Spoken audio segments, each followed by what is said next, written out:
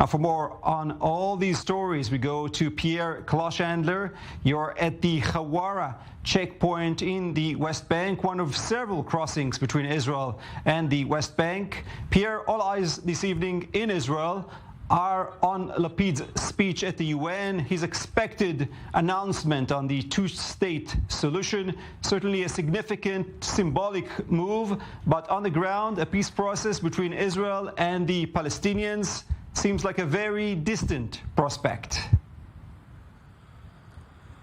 Yes, absolutely. And I think that the Palestinians are not going to be watching Yair Lapid at the UNGA podium speaking about a two-state solution, because for them the reality is very different, and they would probably say kalam fadi, which means in Arabic empty words.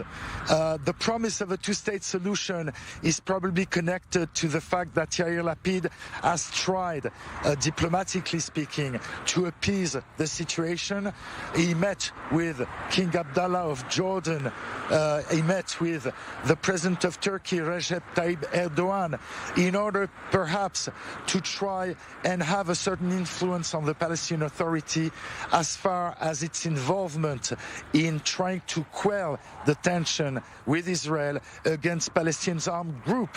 But the Palestinian Authority has been very busy lately in Nablus, only 5 miles away from where we're standing, during inter-Palestinian clashes between Palestinian security forces and armed group.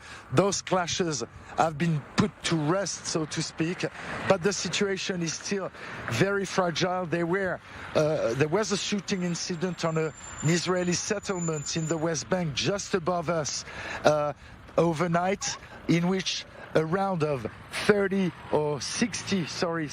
bullets were fired in the direction of the settlement. There were no injuries, no damage, but it shows the fact that the situation is still very volatile. Now, Hamas, on the other hand, in Gaza, is already trying to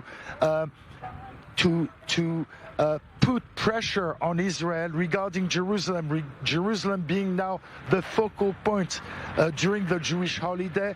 Hamas has sent a few rockets towards the Mediterranean Sea a few moments ago. A message, a warning that Hamas is ready to defend Al-Aqsa, the Al-Aqsa Mosque on the Temple Mount or Noble Sanctuary.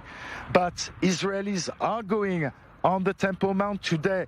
Itamar Ben-Gvir, the extreme right leader, visited the Temple Mount to the tantamount of the Palestinians, of course, and that does not bode well, of course. The Israeli police has said that they will be at the most heightened state of alert starting on Saturday, on the eve of the Jewish New Year. Guy?